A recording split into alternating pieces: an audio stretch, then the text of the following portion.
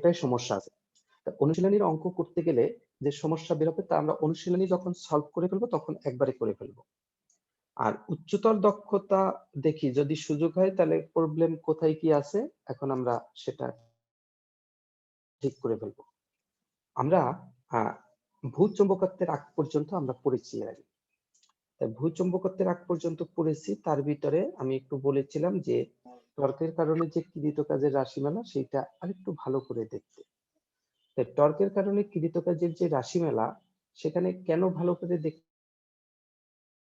বলেছিলাম যে সেটা যে আমরা হিসাব করেছিলাম, কি হিসাব করেছিলাম সেখানে আমরা হিসাব করেছিলাম যে w equals to integration θ1 θ2 tau d theta.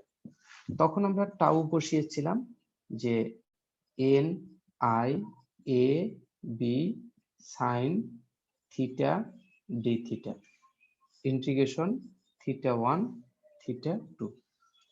এখন আমরা এখান থেকে ni a b এই যে sin থিটা ডি থিটা এইটা θ1 θ2, এখন আমরা এটাকে ইন্টিগ্রেশন করে তারপরে আমরা লিমিটটা দিয়ে দিয়েছিলাম, এগুলো আমরা সবাই বুঝি। সেখানে আমরা ফাইনালি আমরা পেয়েছিলাম ni a b, এইটা আমরা পেয়েছিলাম হলো cos θ1 মাইনাস cos θ2। আমার প্রশ্ন হইলো এই যে θ1 আর θ2 মানে এটাকে তো ইন্টিগ্রেশন করলে ni a b sin কি ইন্টিগ্রেশন করলে আসে মাইনাস cos থিটা, এরপরে থার্ড ব্র্যাকেট দিয়ে আমরা এখানে θ1 এখানে আমরা θ2 বসিয়েছি। তাহলে এই যে আমার প্রশ্ন হলো যে এখানে যে থিটা, এই থিটাটা এই যে ni ab cos θ1 cos θ2 বা মাইনাস cos থিটা মিউট করে নাও, তা এই যে থিটাটা এইটা কোন কোণ, কার কার সাথে উৎপন্ন কোণ, এইটা আমি জানতে চাই। এই থিটাটা কার কার উৎপন্ন কোণ, কার কার মধ্যবর্তী কোণ, কেউ বলতে পারো? যে তোমরা কিন্তু জানো এই যে টাউ ইকুয়ালস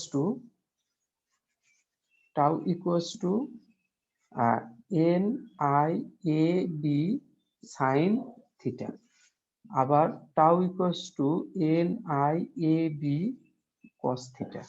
তোমরা এখানে জানো কার কার মধ্যবর্তী কোণ, না জানো না? এই সূত্রে থিটাটা কার কার, এখানে থিটাটা কার কার মধ্যবর্তী কোণ আমরা জানি, আবার এখানেও থিটাটা কার কার মধ্যবর্তী কোণ জানি। বলবো স্যার? কি বলছো বলো। স্যার ওই সাইন হবে স্যার যদি একটা চুম্বক ক্ষেত্র আর হচ্ছে যে ওই কুণ্ডলী তলের লম্বের মধ্যবর্তী যে কোণটা সেটার ক্ষেত্রে সাইন হবে।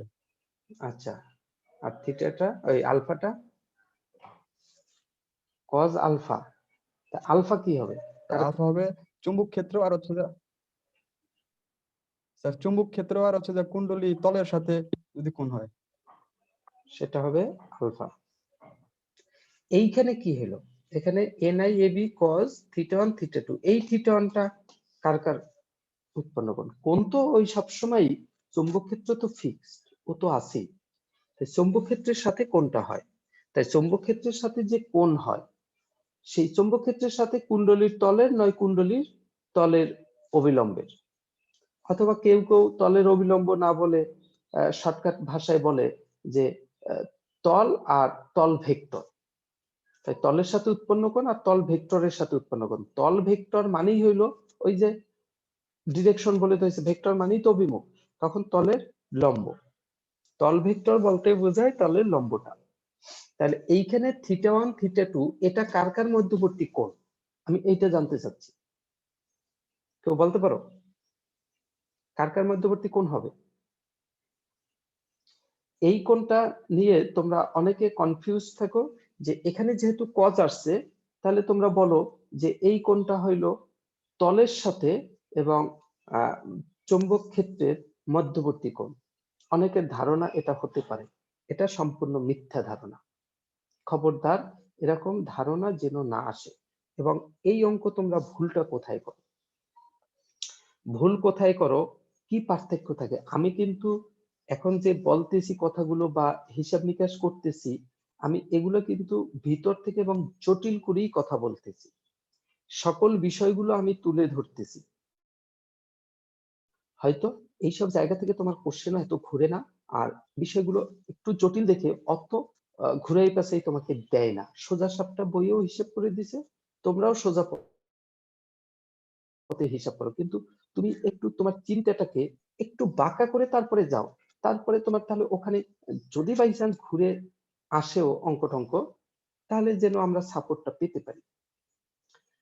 এক্ষেত্রে খেয়াল করে দেখো, এটা মেজর বিষয় না। এই যে cos θ1, এই যে cos θ2, এই cos এখানে কোনো মেজর বিষয় না। cos তো আসতে বাধ্য হয়েছে, কার কারণে আসতে বাধ্য হয়েছে? ইন্টিগ্রেশনের কারণে। তুমি একটা জিনিস খেয়াল করো, এর আগে যখন আমরা এখানে থিটা লিখেছি, আমরা সাইন থিটা লিখেছি, আমরা কিন্তু এখানে cos থিটা লিখিনি। তাহলে যখন কুণ্ডলীর অবিলম্ব বা কুণ্ডলীর লম্ব এবং চৌম্বক ক্ষেত্রের মধ্যবর্তী কোণ সেটা যা, আর কুণ্ডলীর তল আর চৌম্বক ক্ষেত্রের মধ্যবর্তী কোণ, কোন ডিফারেন্ট, কোণ কিন্তু ডিফারেন্ট, কোণ কিন্তু এক না। তাই যখন cos, তখন কোনটাই চেঞ্জ হয়ে যায়, কুণ্ডলীর তল আর চৌম্বক ক্ষেত্র তার মধ্যবর্তী কোণ। যখন সাইন, কুণ্ডলীর অভিমুখ, লম্ব, অবিলম্ব, তাই কুণ্ডলীর লম্ব চৌম্বক ক্ষেত্রের সাথে যে কোণ সৃষ্টি করে সেইটা। এখানে এখানে তোমার এই যে টাউ, দেখো টাউ এর পরিবর্তে বসানো হয়েছে কিন্তু এবি সাইন থিটা। এই থিটা কিন্তু আসলে এই θ1 θ2 এর মূল জাত কিন্তু ওই থিটা। তাহলে থিটাটা কার কার মধ্যবর্তী কোণ ছিল? এইখানে যখন আমরা বসাইছি এই যে টাউ এর মানটা, এইখানে সাইনের সাথে যে থিটা, এই থিটা কার কার মধ্যবর্তী কোণ ছিল? এই কোণটা ছিল কুণ্ডলীর অবিলম্ব এবং চৌম্বক ক্ষেত্র তার মধ্যবর্তী কোণ। তা নাহলে এখানে সাইন লিখতে পারতাম না। তাহলে এই থিটাটা হলো কুণ্ডলীর তলের অবিলম্ব এবং চৌম্বক ক্ষেত্র মধ্যবর্তী কোণ। তাহলে এই কোণটা থেকেই কিন্তু এখানে আসছে। তাই অনেকেও তোমরা চিন্তা করো কি, এইটা cos দেখে তোমরা ভাবো কি যে এই কোণটা হইল কুণ্ডলীর তলের সাথে চৌম্বক ক্ষেত্রের মধ্যবর্তী কোণ। এইখানে তোমাদের ভুল, মারাত্মক ভুল। এইটা কিন্তু না, এটা কিন্তু ওইভাবে কজের হিসাব আসে নাই। এখানে কজ যখন আসে তখন এই কোণটাও চেঞ্জ হয়ে যায়। এখানে কজ ঠিকই আসছে, তোমার কিন্তু কোণ চেঞ্জ হয় নাই, হয়েছে নাকি? আসলে বলতে পারো হচ্ছে θ1 হয়েছে, থিটা কিন্তু মূল জিনিসটা কিন্তু ওই থিটে। এখানে দুইটা কোণ, এই জন্য একটাকে θ1 বলছে আর একটাকে θ2 বলছে। কিন্তু θ1 আর θ2 তারাও কিন্তু ওই অবিলম্ব আর চৌম্বক ক্ষেত্র তার মধ্যবর্তী কজ থাকলো। এখানে তোমরা ভুলটা কোথায় করো? ভুলটা করো হইলো, খেয়াল করো যে এখানে এই এখানে যা লেখা আছে সেই অনুযায়ী তোমার দিকে, আর এর যে অবিলম্ব সেটা হইলো এই মার্কার। ভালো করে খেয়াল করে দেখো, কথা কিন্তু আমাদের খালি পুরনো কথাই আমরা চর্বিত চর্বণ করতেছি, পুরনো কথাই। এখানে যখন এরকম লম্ব হয়, তাহলে তোমরা বলো এই কুণ্ডলীর তল আর চৌম্বক ক্ষেত্র এইদিকে যাচ্ছে, কুণ্ডলীর তল আর চৌম্বক ক্ষেত্রের মধ্যবর্তী কোণ কত? এখানে 0 স্যার। 0। তাহলে অবিলম্বের সাথে চৌম্বক ক্ষেত্রের মধ্যবর্তী কোণ কত? 90। 90। তাই যদি কুণ্ডলীর এই তলটা যদি এখান থেকে 30 ডিগ্রি কোণে ঘুরে যায়, তাহলে এই অবিলম্ব কি বসে থাকে? না স্যার, ও 30 ডিগ্রি কোণে ঘুরে যায়। ও তার মূল জায়গা থেকে 30 ডিগ্রি কোণে ঘুরে যায়। তাহলে এখন এই তল চৌম্বক ক্ষেত্রের সাথে কোণ করছে 30, আর অবিলম্ব চৌম্বক ক্ষেত্রের সাথে কোণ করছে কত? 60 ডিগ্রি স্যার। Sir 60 degree. 60। অবিলম্ব চৌম্বক ক্ষেত্রের সাথে কোণ করছে 60।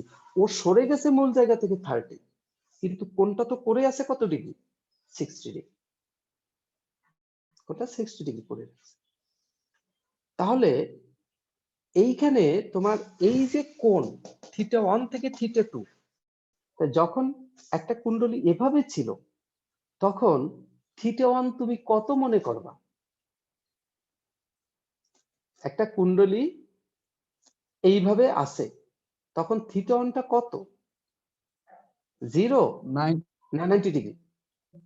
এই টর্কের জন্য, সরি টর্কের জন্য, কৃত কাজের জন্য এখানে তখন θ1টা এই যে LIAB cos θ1 minus cos θ2, এই cos θ1 যখন এভাবে থাকে কুণ্ডলীটা তখন θ1টা তুমি কত বসাবা? 0 বসাবা না 90 বসাবা? 90 স্যার। এটা 90 বসাইতে হবে। এটা কিন্তু 0 না। তোমরা মনে করো যে ওখানে cos আছে, তো তাহলে ওই থিটাটা হবে হলো তল আর চৌম্বক ক্ষেত্রের মধ্যবর্তী কোণ, ভুলেও না। থিটাটা হবে 90। যদি এখানে এই কুণ্ডলীটা 30 ডিগ্রি কোণে ঘুরে যায়, তার মানে কি মূল পজিশন থেকে 30 ডিগ্রি কোণে ঘুরে গেছে। তাই 30 ডিগ্রি কোণে ঘুরে গেলে তখন তোমার চৌম্বক ক্ষেত্রের অবিলম্ব আর চৌম্বক ক্ষেত্র বা এই তলের অবিলম্ব আর চৌম্বক ক্ষেত্র, তলের অবিলম্ব আর চৌম্বক ক্ষেত্র মধ্যবর্তী কোণটা কত ডিগ্রি হয়? 60 যদি ডিগ্রি। কুণ্ডলী 30 ডিগ্রি কোণে ঘুরে যায় তখন সেটা হবে 60।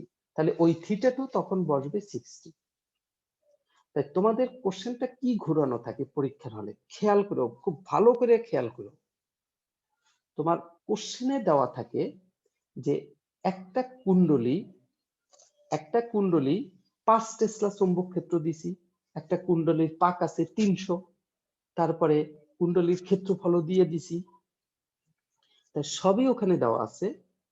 এখন বলা হয়েছে যে কুণ্ডলীটি যে 30 থেকে 60 ডিগ্রি কোণে ঘুরে গেল,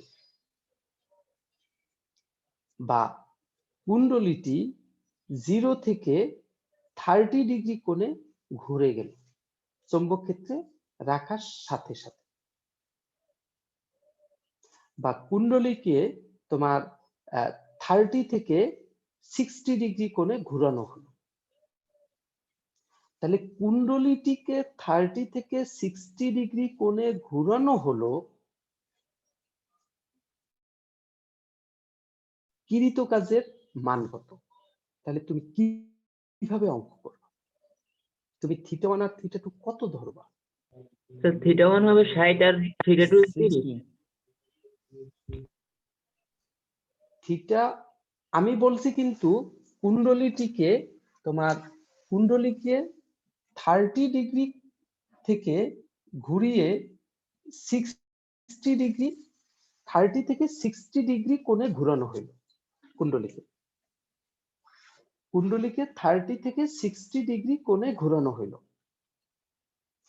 তাহলে তুমি থিটা কি 31 মানে 30 ধরবা আর θ2 কি 60 ধরবা?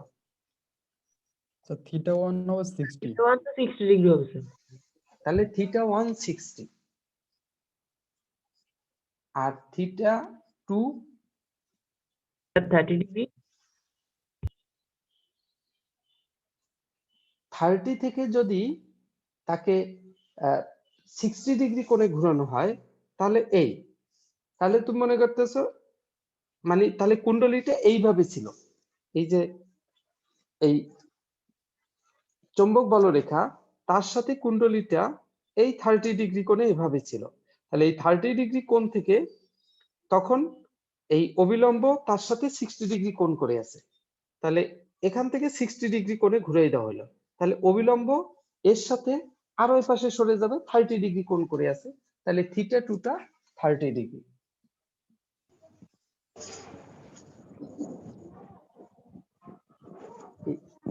এইটা না? কথা কি বুঝছি সবাই? জি স্যার। আচ্ছা, এইটাই করলে তুমি মার্কস পাবা 16। এই হলো আমাদের প্রবলেম। আচ্ছা, তোমাকে বলা হয়েছে এখানে কুণ্ডলী ঘুরছে 30 থেকে 60 ডিগ্রি কোণে। এর মানে তোমাকে বলা হয়েছে কুণ্ডলীর তল ঘুরছে না কুণ্ডলীর অভিমুখ ঘুরছে? তল তুমি ঘুরছে বুঝলা কিভাবে তল ঘুরছে? এটা বুঝলা কিভাবে? স্যার। সাধারণত বোঝা যায় যে এভাবে একটা কুণ্ডলী 30 থেকে 60 ডিগ্রি কোণে ঘুরছে, তাহলে 30 ডিগ্রি কোণে ছিল, তাহলে আমরা চৌম্বক ক্ষেত্র এদিকে, তল এইদিকে, তাহলে 30 থেকে 60 ডিগ্রি কোণে ঘুরলে আমরা সাধারণত বুঝি যে তল ঘুরছে। এই সেন্সটা আমাদের 100% মিথ্যা।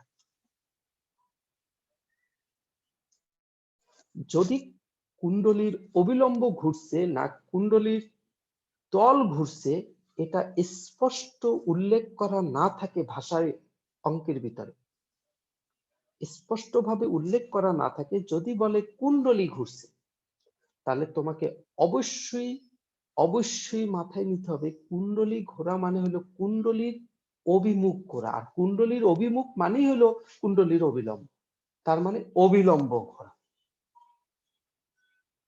তাহলে কোনো একটা চৌম্বক ক্ষেত্রের মধ্যে দিয়ে, এই জন্য আমি বলছি, আমি কিন্তু বলছিলাম সেদিন যে এখানে কিন্তু একটু ঝামেলা আছে এই কৃত কাজে, এইটা তোমরা উদ্ধার করার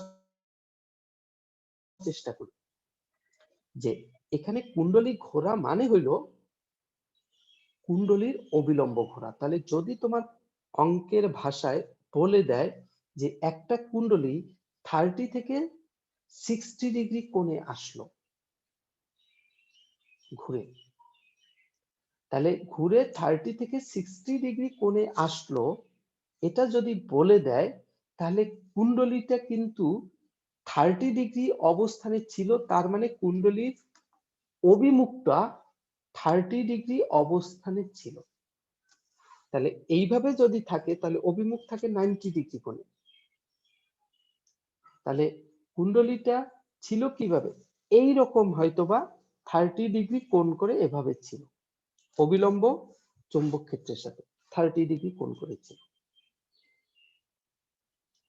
এখন বলা হয়েছে যে এই কুণ্ডলী 30 থেকে 60 কোণ করে। এখান থেকে আরো একটা জিনিস বোঝা যায়, এ কি তাহলে ঘড়ির কাঁটার দিকে ঘুরবে না বিপরীত দিকে ঘুরবে? তাহলে যদি এইভাবে যদি অবস্থান করে 30 ডিগ্রি কোণে, এখন যদি 60 ডিগ্রি কোণে ঘুরতে হয় তাহলে অবশ্যই কোণটা বড় হইতে হবে, আর কোণটা বড় হইতে গেলে কার সাথে? অবিলম্বের সাথে চৌম্বক ক্ষেত্রের কোণ। তখন তাকে ঘড়ি কাঁটার দিকে ঘুরতে হয় না বিপরীত দিকে ঘুরতে হবে? স্যার বিপরীত দিক।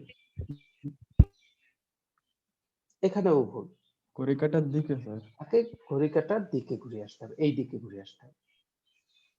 তা না হলে এখানে যদি চৌম্বক ক্ষেত্র এইদিকে হয় আর অবিলম্ব তো এই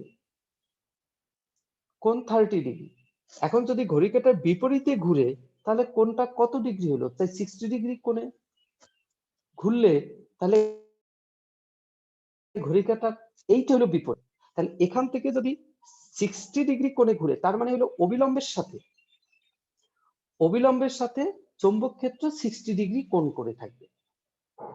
তাহলে 60 কোণ করতে গেলে তোমার তো 60 ঘুরে না, 60 আর এখান থেকে 30 ঘুরতে হয়, প্লাস 90 ডিগ্রি কোণে ঘুরতে হয়। তখন ঘড়ি কাঁটার বিপরীত দিকে ঘুরলে এভাবে ঘুরতে হয়। তাই বিষয়টা হইল সোজা কথা, যে তোমার যদি বলা হয় যে কুণ্ডলী এত থেকে এত কোণে ঘুরে, তার মানে অবশ্যই মাথায় নিতে হবে যে কুণ্ডলীর অবিলম্বটা চৌম্বক ক্ষেত্রের সাথে সৃষ্ট কোণ, সেটা কুণ্ডলীর অবিলম্ব এবং চৌম্বক ক্ষেত্রের মধ্যবর্তী কোণ, মানে অবিলম্বের সাথে উৎপন্ন কোণ, সেই কোণটা 30 থেকে 60 ডিগ্রি কোণে সরে আসবে। তাহলে শুরুতে ছিল 30 এখানে, তাহলে যদি এর মধ্যবর্তী কোণ, এখন এই অবিলম্ব আর চৌম্বক ক্ষেত্র তার মধ্যবর্তী কোণ 60 হতে হয়, তাহলে অবশ্যই তাকে আমি ঘড়ি কাঁটার বিপরীত মানে সরি ঘড়ি কাঁটার দিকে এভাবে ঘুরে এনে 60 করে রাখতে হবে। তাহলে এভাবে ছিল 30, এই হলো চৌম্বক ক্ষেত্র, এই হলো অভিমুখ, তাহলে এই হলো 30, তাহলে 60 কোণ করলে তাকে এইভাবে ঘুরাইতে হবে। তখন চৌম্বক ক্ষেত্র তো তার মতোই আছে এদিকে, আর এই হলো অবিলম্ব এইদিকে, তখন মধ্যবর্তী কোণ 60 হয়ে আসে। এবং এইভাবে ঘোরা মানে হলো ঘড়ি কাঁটার দিকে ঘোরা, আর এইভাবে ঘোরা মানে হলো ঘড়ি কাঁটার বিপরীত দিকে ঘোরা। আবার অনেক জায়গায় তোমাকে বলতে পারে যে একটা কুণ্ডলী তোমার 30 থেকে তোমার বা 60 থেকে 30 ডিগ্রি কোণে ঘুরে গেছে। কোনো একটা কুণ্ডলী 60 ডিগ্রি থেকে 30 ডিগ্রি ঘুরে গেছে, তাহলে কি কুণ্ডলীটা বা কোনো একটা কুণ্ডলী 90 থেকে 60 ডিগ্রি ঘুরে গেছে, 90 ডিগ্রি অবস্থান থেকে সে 0 ডিগ্রি অবস্থানে আসছে কুণ্ডলীটা। তার মানে তখন কুণ্ডলীটা ছিল কিভাবে, একদম এইভাবে। তাহলে অবিলম্বটা এই, তাহলে কুণ্ডলী 90 ডিগ্রি অবস্থানে ছিল, তার মানে কুণ্ডলীর অবিলম্ব চৌম্বক ক্ষেত্রের সাথে 90 ডিগ্রি কোণ করেছিল। তখন তল চৌম্বক ক্ষেত্রের সাথে 0 ডিগ্রি কোণ করেছিল। তাহলে এটা যদি 90 ডিগ্রি অবস্থান থেকে 60 ডিগ্রি অবস্থানে আসে, তাহলে এখন অবিলম্ব আর চৌম্বক ক্ষেত্র 60 ডিগ্রি কোণ করে থাকবে। তাহলে এখান থেকে অবিলম্বটা ঘুরছে কতখানি, 30 ডিগ্রি। অবিলম্ব কিন্তু 30 ডিগ্রি ঘুরছে, মানে মূল অবস্থান থেকে 30 ডিগ্রি কোণে ঘুরে তারপর 60 ডিগ্রি অবস্থান দখল করছে। তাই তোমার যদি কোনো অঙ্কের ভিতরে বলে দেয় একটা কুণ্ডলী ঘুরে, তাই কুণ্ডলী যে যে কোণে ঘুরে সেটাই হলো কুণ্ডলীর অবিলম্ব এবং চৌম্বক ক্ষেত্রের মধ্যবর্তী কোণ। কিন্তু তোমাকে যদি ভুলেও বলে দেয় যে কুণ্ডলীর তল 30 থেকে ঘুরে 60 ডিগ্রি অবস্থানে আসে, তাহলে কুণ্ডলীর তল তখন ওই θ1 আর 30 বসানো যাবে না। তাহলে কুণ্ডলীর তল এই হলো কুণ্ডলীর তল, এই হলো 0। তাহলে এখানে তো তোমার তার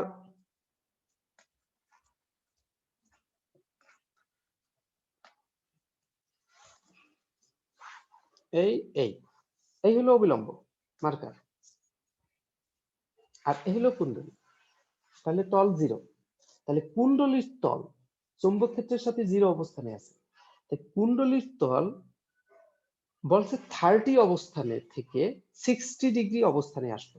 তাহলে 30 অবস্থান থাকলে কুণ্ডলী এভাবে থাকলে হবে না, কুণ্ডলী এই ছিল। তাহলে কুণ্ডলীর তল চৌম্বক ক্ষেত্রের সাথে 30 ডিগ্রি কোণে ছিল। তাহলে ওই মুহূর্তে কুণ্ডলীর অবিলম্ব চৌম্বক ক্ষেত্রের সাথে কত ডিগ্রি কোণে ছিল, 60 ডিগ্রি স্যার। 60 ডিগ্রি। তখন হইল 60। তাহলে অবিলম্ব চৌম্বক ক্ষেত্রে তখন অবিলম্ব 60 ডিগ্রি কোণ। তাই যখন কুণ্ডলীর তল এই 30 থেকে 60 তে আসে, তার মানে কি এই 30 ডিগ্রি অবস্থান থেকে তল 60, ওই 30 থেকে 60 না। তাই চৌম্বক ক্ষেত্রের সাথে শুরুতে থাকবে 30, পরের অবস্থানটা থাকবে চৌম্বক ক্ষেত্রের সাথে 60।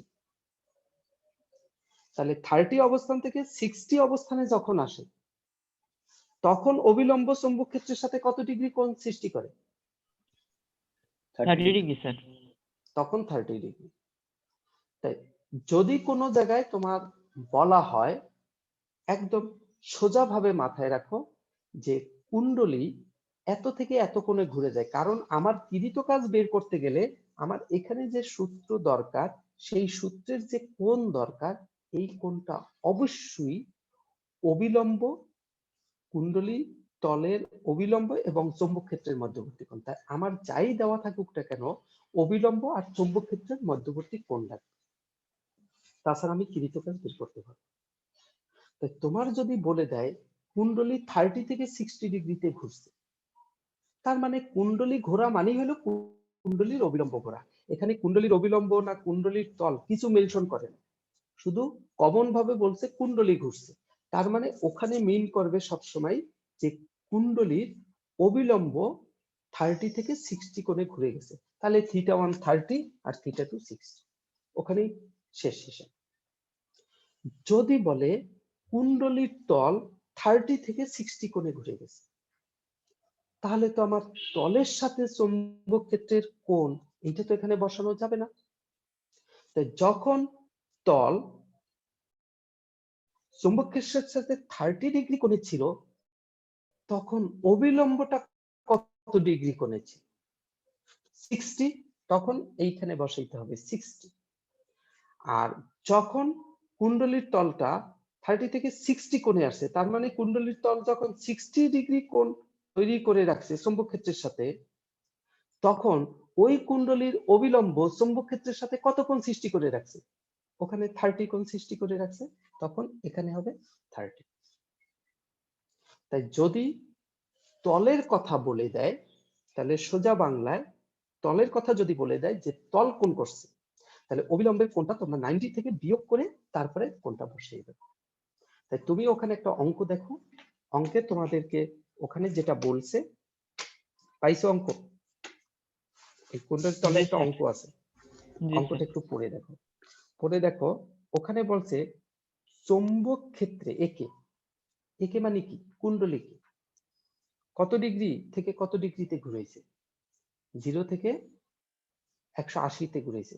এই যে কুণ্ডলীকে 0 থেকে 180 তে ঘুরাইছে, এই কুণ্ডলীর বলে দেওয়া হয়েছে যে এই কোণটা তলের সাথে সৃষ্ট কোণ না কুণ্ডলীর অবিলম্বের সাথে সৃষ্ট কোণ? স্পষ্ট কিন্তু নাই। হ্যাঁ, লাস্টে একটা লাইন বলছে, সেটা পরের কথা, কিন্তু এই কোণটা মানে কার কার মধ্যের কোণ? তাহলে 0 ডিগ্রি কোণে ছিল, তাই 0 ডিগ্রি কোণ চৌম্বক ক্ষেত্র আর অবিলম্ব 0 ডিগ্রি কোণে ছিল শুরুতে, না তল আর চৌম্বক ক্ষেত্র, কুণ্ডলীর তল আর চৌম্বক ক্ষেত্র 0 ডিগ্রি কোণে ছিল? উল্লেখ নেই। তাহলে এভাবে কমন কথা বলা থাকলে আমরা কি বুঝবো? আমরা বুঝবো অবিলম্ব। ওই যে শুরুর কোণটা অবিলম্ব এবং চৌম্বক ক্ষেত্রের মধ্যবর্তী কোণ। তাহলে অবিলম্ব আর চৌম্বক ক্ষেত্রের মধ্যবর্তী কোণ শুরুতে ছিল 0 ডিগ্রি, তার মানে কুণ্ডলীটা ছিল কিভাবে? এইটা যদি কুণ্ডলীর তল হয়, এইটা যদি কুণ্ডলীর অবিলম্ব হয়, তাহলে কুণ্ডলীটা ছিল এইভাবে, যে এই কুণ্ডলীর তলের অবিলম্ব আর চৌম্বক ক্ষেত্র মধ্যবর্তী কোণ 0। এই 0 থেকে পুরোপুরি ঘুরে সে এখান থেকে পুরোপুরি ঘুরে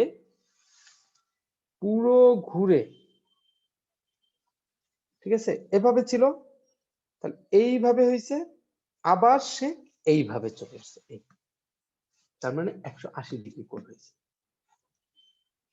180 ডিগ্রি কোণ হয়েছে। তাহলে এখানে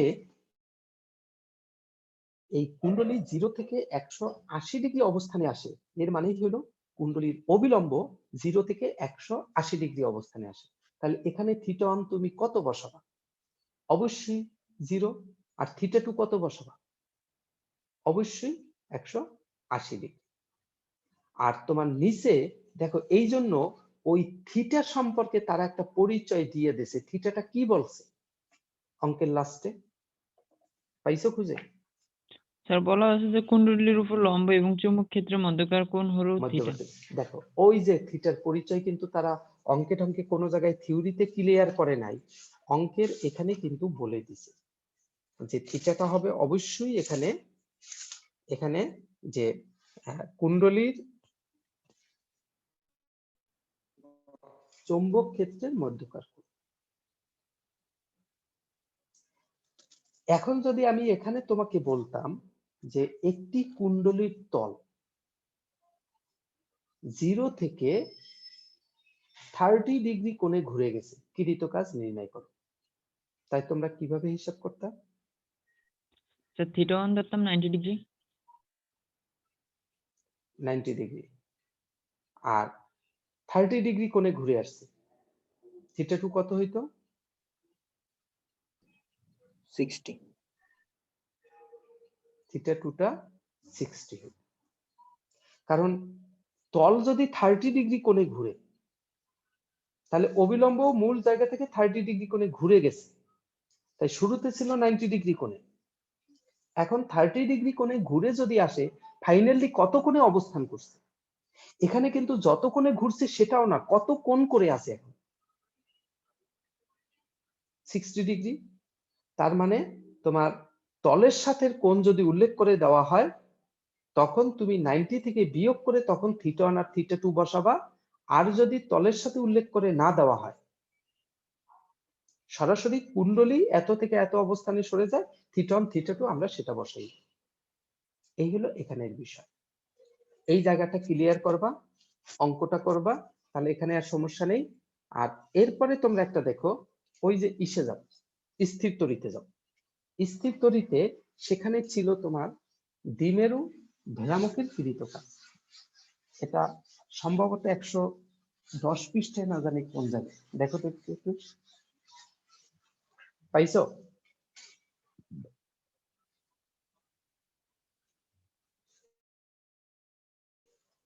দ্বিমেরু স্যার 111 পেজে। ভেলামুখের ক্ষেত্রে কৃতকাজ 111 পেজে স্থির তড়িতে। ওখানে দেখো, ওখানে ওখানে তোমরা একটা জিনিস আবার গন্ডগোল বাজাও, যে ওইখানে কৃতকাজের রাশিমালাটা বের করতে বলছে, আমি কতদিন করতেও বলছি তোমাদের, হয়তো কেউ করছো কেউ করো নাই, অনেকেই করো নাই। যে সেখানে তোমার ঘটনাটা কি ছিল, সেখানে ছিল তাহলে এরকম মনে করো যে সুষম তড়িৎ ক্ষেত্র, যেহেতু ওখানে তড়িৎ দ্বিমেরু, তড়িৎ ক্ষেত্র নিয়ে আমরা সেখানে কথা বলেছিলাম। এখানে পজিটিভ চার্জ আর এখানে সব নেগেটিভ চার্জ, এইগুলা। তাহলে চৌম্বক তড়িৎ বলরেখা সবসময় পজিটিভ থেকে নেগেটিভের দিকে এই দিকে যাবে, এরকম তড়িৎ বলরেখা। তাহলে এখানে সুষম তড়িৎ বলরেখা আছে। তাহলে এই যে সুষম তড়িৎ বলরেখা, এই সুষম তড়িৎ বলরেখা হইল ই, মানে তড়িৎ ক্ষেত্রটা হইল ই। এখন খেয়াল করো, তড়িৎ দ্বিমেরু আমরা কি বলি সবসময়? নেগেটিভ চার্জ, পজিটিভ চার্জ, মধ্যবর্তী দূরত্ব। সমমানের বিপরীতধর্মী দুটি চার্জ নির্দিষ্ট দূরত্ব অবস্থান করলে যে যান্ত্রিক ব্যবস্থাটা সৃষ্টি হয় তাকে তড়িৎ দ্বিমেরু বলে। তাহলে এই তড়িৎ দ্বিমেরু নরমালি যদি আমি এখানে এখানে কোনো একটা পয়েন্টে রাখি, এভাবে যদি রাখি একটা তড়িৎ দ্বিমেরু এখানে, তাহলে এখানে হলো প্লাস কিউ আর এখানে হলো মাইনাস কিউ, এখানে হলো 2a। তাহলে এটা যদি এই তড়িৎ ক্ষেত্রের সাথে থিটা কোণ করে থাকে, ও যদি থিটা কোণ করে থাকে, এই দ্বিমেরুটা কি এইভাবে থাকা সম্ভব? কি মনে হয় তোমাদের কাছে? না অন্য কোনো ভাবে সে থাকার চেষ্টা করে? এভাবে কখনোই সে থাকতে পারে না। কেন পারে না? এভাবে থাকতে পারে না, এখানে যে তোমার এই যে পজিটিভ চার্জ, সে এই দ্বিমেরুর পজিটিভ চার্জকে কি করবে? বিকর্ষণ। আর এই নেগেটিভ চার্জ তাকে কি করবে? আকর্ষণ। ফলে এইটা ঘুরে যায়, এদিকে যাওয়ার চেষ্টা করে, ও ঠেলা দিতেছে, ও টানতেছে, ও এদিকে সরে যায়। আর নেগেটিভ প্রান্তটাকে, এই নেগেটিভ প্রান্ত কি করে? বিকর্ষণ। আর এই পজিটিভ প্রান্ত করে আকর্ষণ। তাহলে এই প্রান্তকে ও টানে, ও ঠেলে, ফলে এই যে তড়িৎ দ্বিমেরুটা এটা এখানে সোজা হয়ে যায়, এর ভিতরে সে এভাবে অবস্থান করে।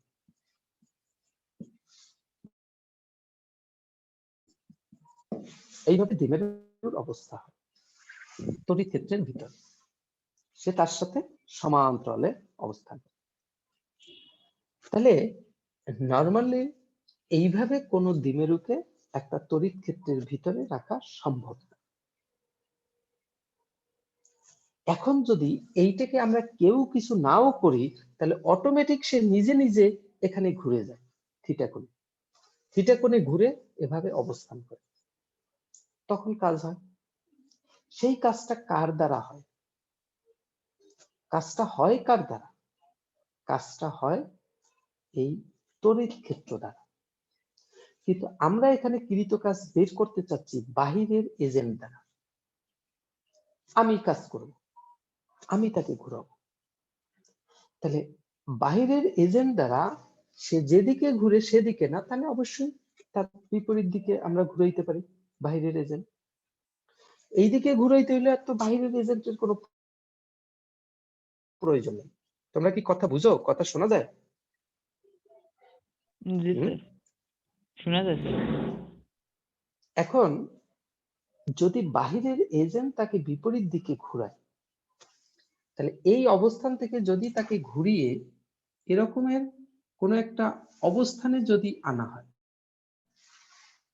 এরকম অবস্থানে নিয়ে আসলো, এবং বাহিরের এজেন্টের জন্য যদি এই কোণটা সে θ1 অবস্থানে ছিল, এখন তাকে θ2 অবস্থানে আনা হয়েছে, তাহলে বাহিরের এজেন্ট তার উপরে বল প্রয়োগ করবে। কতটুকু? অ্যাটলিস্ট এখানে যতটুকু সে বল দ্বারা সে সোজা হয়ে যায় তড়িৎ বল দ্বারা, ততটুকু তো প্রয়োগ করতেই হবে, তার থেকে বেশিও প্রয়োগ করতে হবে।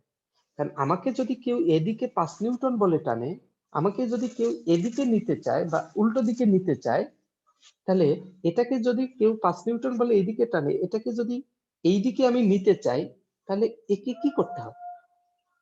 অ্যাটলিস্ট এই বরাবর 5 নিউটন তো প্রয়োগ করতেই হবে, আমি যদি এদিকে যেতে না দিই, অথবা তার থেকে বেশি প্রয়োগ করতে হবে, তাহলেই সে এদিকে যাওয়ার চেষ্টা করবে।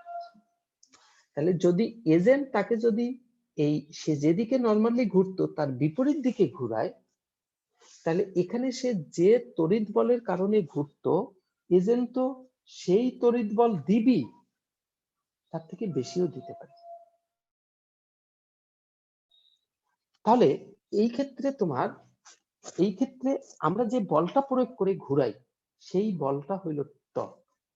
কারণ বল প্রয়োগ করার সাথে সাথে এখানে এইটা যদি ফিক্স থাকে, এই পয়েন্টটা এখানে বল প্রয়োগ করে যদি ঘুরে নিয়ে আসি, এভাবে সে ঘুরতে থাকে, তখন তার অক্ষ বা কেন্দ্র হয় এই মাইনাস চার্জটা। এই মাইনাস চার্জ হলো অক্ষ বা কেন্দ্র, এটাকে কেন্দ্র করে এই প্লাস চার্জ এভাবে ঘুরে আসে দ্বিমেরু। আর এই ক্ষেত্রে তোমার যে উৎপন্ন কোণটা, এটা হলো দ্বিমেরু। দ্বিমেরু মানে দ্বিমেরুর ভ্রামক এবং চৌম্বক তড়িৎ ক্ষেত্রের মধ্যবর্তী কোণ। তাহলে দ্বিমেরু ভ্রামক আমরা পড়ে আসছিলাম, তার অভিমুখ কোথায়? তার অভিমুখ কিন্তু অলরেডি খেয়ে খেয়ে হজম করে ফেলছে, কেউ উচ্চারণও করতে পারবে না।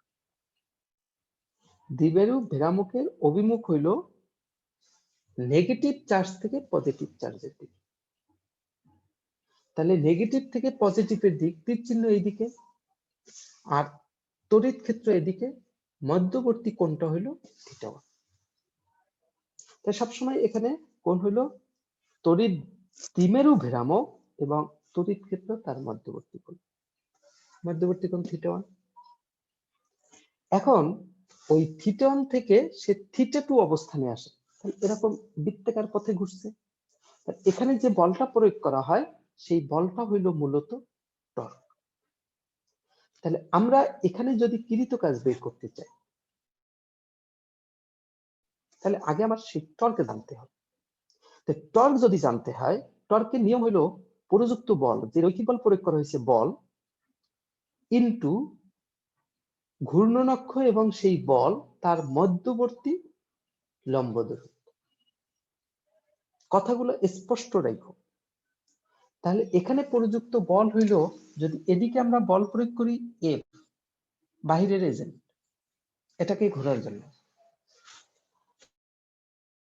তাহলে এটা তড়িৎ বলের এগেইনস্টে প্রয়োগ করা হয় প্রায়, মানে প্রথমত 31 তার সমান, তার বেশিও হতে পারে, 31 সমান তো ধরতেই হবে। তাই আমরা আবার জানি এখানে তড়িৎ বল F ইকুয়ালস টু QE। তাহলে বাহিরের এজেন্ট এখানে যে বলটা প্রয়োগ করবে, সেই বলটা হবে অ্যাটলিস্ট QE, অ্যাটলিস্ট। তাহলে অ্যাটলিস্ট QE আমরা বললাম। এখন এই বল আর এই যে ঘুরতেছে দ্বিমেরুটা এইখান থেকে কেন্দ্র করে মাইনাস চার্জকে মানে ও বিন্দুকে কেন্দ্র করে, তাহলে এই যে ঘূর্ণন অক্ষ এই বিন্দু আর এই যেখানে বল প্রয়োগ করা হয়েছে এর মধ্যবর্তী লম্ব দূরত্ব, এই বিন্দু মানে এই রেখা, তাহলে এইটা কিন্তু লম্ব দূরত্ব না। তাই লম্ব দূরত্ব কি? এটা যদি এরকম তুমি চিন্তা করো, এখান থেকে এই রেখার এখানে আমি বল প্রয়োগ করছি, এইদিকে বলের রেখা এইটা, আর এখানে ঘূর্ণনের রেখা এই বিন্দুতে এইটা, তাহলে মধ্যবর্তী লম্ব দূরত্ব কিন্তু এইটা, এইটা মধ্যবর্তী লম্ব দূরত্ব। এইখানে বুঝতে কিন্তু আমাদের গন্ডগোল। তোমরা চিন্তা করো যে টর্ক হবে টাউ হবে, টর্ক ইকুয়ালস টু এইখানে যে বল প্রয়োগ করছি এফ, তাহলে বল ইনটু মধ্যবর্তী দূরত্ব 2f ইনটু 2l, তাহলে এই হলো টর্ক না। টর্ক মানে হলো বল এবং এই বলের প্রয়োগ বিন্দু আর ঘূর্ণন অক্ষ তার মধ্যবর্তী লম্ব দূরত্ব, তাহলে এখানে লম্ব দূরত্ব হয় এইটা। তাহলে এখানে নরমালি এইটা যদি হয় থিটা কোণ, তাহলে এটাও একান্তর কোণ থিটা, তখন এখান থেকে যদি আমরা সাইন ব্যবহার করি যে সাইন থিটা সমান সমান, সাইন থিটা সমান সমান আমরা লিখতে পারি বিপরীত বাহু d ডিভাইডেড বাই অতিভুজ 2l, অতএব d সমান সমান 2l সাইন থিটা। তাহলে এখানে লম্ব দূরত্বটা হইল, এটা যখন ঘুরে তখন লম্ব দূরত্ব 2l সাইন থিটা। তাহলে এই ক্ষেত্রে টর্ক এখন কি হবে? টর্ক হবে এই যে বলটা আমরা প্রয়োগ করি f ইনটু মধ্যবর্তী লম্ব দূরত্ব পেলাম 2l সাইন থিটা। তাহলে এই যে f আবার আমরা এখানে জানি q, তাহলে q 2l সাইন থিটা, তাহলে এই হলো টর্ক। তাহলে এই যে টর্ক এইটাকে আমরা আবার লিখতে পারি q আর 2l, এই দুইটা মিলে লেখা যায় হলো p ভ্রামক, কারণ আমরা দ্বিমেরু ভ্রামকে বলছিলাম যে কোনো একটা চার্জ আর মধ্যবর্তী দূরত্বের গুণফল হলো ভ্রামক, তাহলে p e সাইন থিটা, এইটা হলো টর্ক। দেখো চৌম্বক দ্বিমেরুর জন্য বা যখন আমরা একটা কুণ্ডলী ঘুরে চৌম্বক ক্ষেত্রের ভিতরে তখন যে টর্ক পেয়েছিলাম সেই টর্ক ছিল NIAB sin theta. NIAB sin theta torque equals to NIAB, দেখা যায় না, তাহলে এখানে টর্ক পেয়েছিলাম, সেখানে torque tau equals two NIAB sin theta. তার মানে NIAB তুমি এই যে NIA এইটার পরিবর্তে আমরা লিখছিলাম MB sin থিটা। দেখো এইখানে যে M কি চৌম্বক ভ্রামক, আর এইখানের P ওই সেম কাজটা করে দ্বিমেরু ভ্রামক। এইখানে ছিল চৌম্বক ক্ষেত্র, এইখানে আসছে তড়িৎ ক্ষেত্র, হিসাব কিন্তু একই রকম সিমিলার। এইখানে টর্ক এইখানে টর্ক, এটা হলো তড়িৎ ক্ষেত্রে আর এটা হলো চৌম্বক ক্ষেত্র। তাহলে এখানে আমরা টর্ক পেয়েছি। তাহলে যদি এখন তুমি দেখো এই যে টর্কটা যখন ঘুরে এই টর্কটা কি ফিক্স কনস্ট্যান্ট না পরিবর্তনশীল? এই টর্ক এইখানে এই টর্কটা কিন্তু পরিবর্তনশীল, কারণ তুমি যতই ঘুরাচ্ছ এই থিটা পরিবর্তন হচ্ছে, আর থিটা কমতেছে বা বাড়তেছে সাইন থিটা পরিবর্তন হচ্ছে, সাইন পরিবর্তন হওয়া মানে টর্ক পরিবর্তন হয়ে যাওয়া। তাহলে পি এ কনস্ট্যান্ট, পি মানে হলো তোমার যে কোনো একটা চার্জ আর মধ্যবর্তী দূরত্ব, ওর তো যতই ঘুরুক না কেন এই চার্জেরও মানের পরিবর্তন হবে না, মধ্যবর্তী দূরত্ব পরিবর্তন হবে না, দুইটা চার্জের 2l এর পরিবর্তন হবে। আর ই তো আমরা বলেই দিছি যে একটা সুষম চৌম্বক ক্ষেত্র আমরা ছেড়ে দিলাম, তাহলে ই ও ফিক্স, পি ফিক্স। তাহলে টর্ক টাউ সাইন থিটার উপরে ডিপেন্ড করে। তাহলে টর্ক হলো পরিবর্তনশীল, আর পরিবর্তনশীল বল দ্বারা কৃত কাজ আর ধ্রুব বল দ্বারা কৃত কাজ আমরা ফার্স্ট ইয়ার পড়েছিলাম বা 19 আমরা পড়ে আসছি যে W ইকুয়ালস টু Fx, এইটা মানে কি ধ্রুব বল কর্তৃক কৃত কাজ। কারণ এখানে F এবং X বল প্রয়োগ করলাম, দূরত্ব অতিক্রম করলাম, কনস্ট্যান্ট। কিন্তু পরিবর্তনশীল বল বারবার বলের পরিবর্তন হয়, তখন যে কৃত কাজ আমরা বের করি সেটা W equals to integration F ds এরকম ছিল। কোন অবস্থান থেকে কোন অবস্থানে গেছিল, লিমিটও দিয়ে দিয়েছিলাম। তাহলে এখানে একদম যদি তোমার ফিক্স কনস্ট্যান্ট টর্ক দিয়ে কাজ হইতো, তাহলে কৃত কাজটা আমরা লিখতাম W equals to tau theta, W equals to tau theta, এইটা আমরা লিখতাম। তাহলে এই যে W equals to tau theta লিখতাম, কেন লিখতাম? কারণ এটা কনস্ট্যান্ট টর্ক। কিন্তু এখানে যেহেতু পরিবর্তনশীল টর্ক, তাহলে কৃত কাজের রাশিমালা এটা লিখতে পারবো না। তাহলে আমাদের কৃত কাজের রাশিমালা লিখতে হবে যে টর্ক মানে কৃত কাজ এই ইসের ক্ষেত্রে, তড়িৎ দ্বিমেরুর ক্ষেত্রে W equals to tau d theta integration theta 1 theta 2। তার মানে একটা দ্বিমেরু থিটা 1 পজিশন থেকে থিটা 2 পজিশনে গেছে, এই ক্ষেত্রে বারবার টর্কের মান পরিবর্তন হচ্ছে। তাহলে এর ভিতরের কোন ক্ষুদ্র একটা কোণ, অল্প ডি থিটা পরিমাণ কোণের জন্য কৃত কাজ হলো টাউ ডি থিটা। তাহলে মোট কৃত কাজ আমরা বের করি এভাবে ইন্টিগ্রেশন করে, এটার সাথে আমরা অভ্যস্ত। এখন এইখানে আমরা টাউ এর মানটা বসাবো। তাহলে টাউ এর মানটা যদি আমরা এখানে বসাই, তাহলে একটু আগে আমরা টাউ এর মানটা পেয়েছি পিই সাইন থিটা, এই তড়িৎ দ্বিমেরুর ক্ষেত্রে যে টর্ক। তাহলে পিই সাইন থিটা যদি ওখানে আমরা বসাই, তাহলে আমরা এখানে কি পেতে পারি? আমরা এখানে পেতে পারি হলো পিই সাইন থিটা, এখানে ইন্টিগ্রেশন থিটা 1 থিটা 2 আর এখানে ডি থিটা। তাহলে এখন ডব্লিউ ইকুয়ালস টু তাহলে কি আসবে? ডব্লিউ ইকুয়ালস টু কি আসবে? এই পি কনস্ট্যান্ট, ই কনস্ট্যান্ট, সাইন থিটা কে ইন্টিগ্রেশন করলে মাইনাস কস থিটা, তাহলে P E minus cos theta limit theta 1 theta 2। তাহলে এখান থেকে পি ই, এই যে কস থিটা এখানে আসবে হলো কস minus cos theta 2 minus theta 1, তাই একটা মাইনাস কমন নিলে ওইটা ঘুরে যায়, cos theta 1 minus cos theta 2, এইটা লেখা যায়। তাহলে এই হলো তড়িৎ দ্বিমেরুর কারণে কৃত কাজের রাশিমালা। ওইখানে আমাদের গন্ডগোল হলো শুধুমাত্র পিই সাইন থিটা যে টর্ক কিভাবে হয় এটা আমরা বুঝি না। আমি কিন্তু ওইটা বলেছিলাম যে আমরা যখন চুম্বক তড়িৎ মানে তড়িৎ প্রবাহ চুম্বক ক্রিয়া যখন পড়বো তখন এই থিওরিটা আমি সেখানে দেখাই দেবো। গতদিন তোমাদেরকে পড়তেও বলেছিলাম, কেউ সেটা আমলে নাও নাই, পড়ো নাই, পড়লেও ওখানে 2-1 কলম দেখে শেষ করে দিছি। কি বুঝছি কি বুঝি নাই তাও জানি না।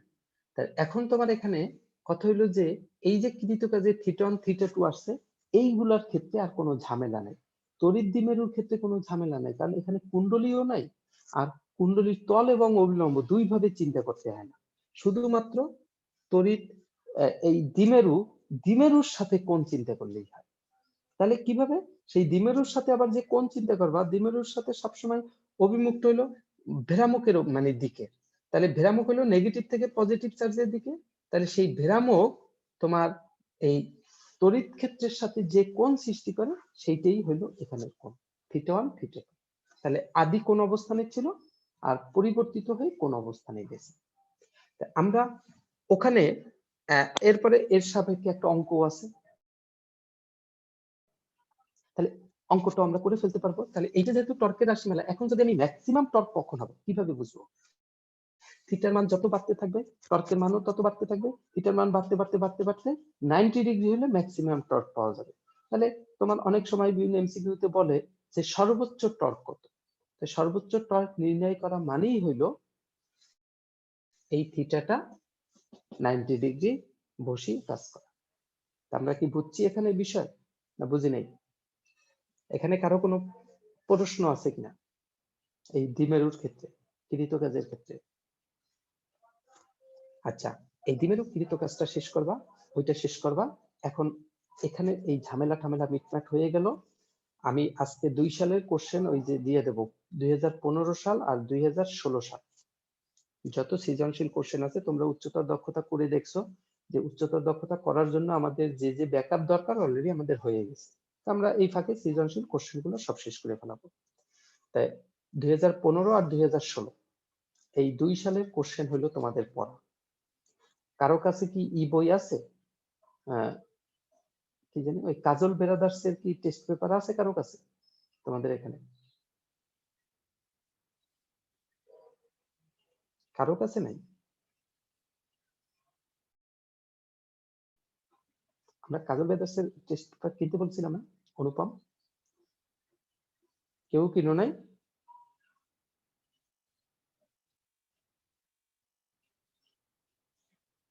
আচ্ছা, তাহলে কাজল ব্রাদার মানে ওইখানে মানে কোশ্চেন 15 থেকে 19 সাল পর্যন্ত সিরিয়াল দেওয়া আছে, আমরা সেটা দিয়ে দেব।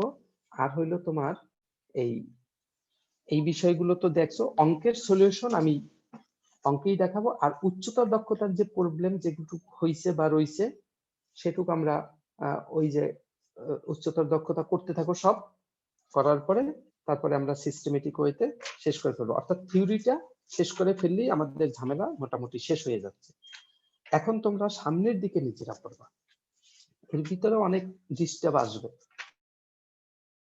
অনেক ঝামেলা আসবে। ভূত চৌম্বকত্ব, পৃথিবীর চৌম্বকত্ব, চৌম্বক উপাদান, এখান থেকে শুরু করে তোমরা এই চৌম্বক উপাদান, বিনতি, বিচ্যুতি, এই বিষয়গুলো কি বোঝার চেষ্টা করবা। বিনতি বিচ্যুতি খুবই ইম্পর্টেন্ট দুইটা সংজ্ঞা, প্রচুর পরীক্ষা আসে। তাহলে এরপরে এখানে অঙ্ক কষতে বোঝার চেষ্টা করবা এই থিওরি গুলো, তারপরে অঙ্ক পারলে করবা, বুঝে করতে পারলে করবা, না পারলে কি বুঝি নেই সেটা ফাইন্ড আউট করবা। চুম্বকত্ব, এখানে কতগুলো রাশি দেওয়া আছে 319 পৃষ্ঠায়, চুম্বকত্ব কতগুলো রাশি টাশি দেওয়া আছে, এই রাশিগুলো ঠিকঠাক করবা, সংজ্ঞাগুলো ঠিক করে, সূত্রগুলো ঠিক করে মাথায় নেওয়ার চেষ্টা করবা, সামনের দিকে পড়তে থাকবা, পড়ে পড়ে এখান থেকে এই চুম্বকত্বের আণবিক মতবাদ 323 পৃষ্ঠার আগে মানে 322 পৃষ্ঠা পর্যন্ত তোমরা নিজেরা বাসায় পড়বা। কারণ বেসিক্যালি থিওরি শেষ, এগুলো কিন্তু এমসিকিউর জন্য উচিত নিজেরা পড়ে এগুলো কমপ্লিট করে ফেলা। কিন্তু এই নিজেরা পড়তে গেলে এর ভাষাটা একটু জটিল, খটকা, ভাষাটা উদ্ধার করতে কষ্ট হয়। তারপরে তোমরা পড়ো, দেখো কি কি পারো, কি কি বুঝো আর কি কি বুঝো না, তারপরে আমরা সেগুলা নিজেরা সলিউশন দেওয়ার চেষ্টা করব। ওকে, আল্লাহ হাফেজ। আসসালামু আলাইকুম স্যার। আসসালামু ওয়ালাইকুম আলাইকুম। আসসালাম।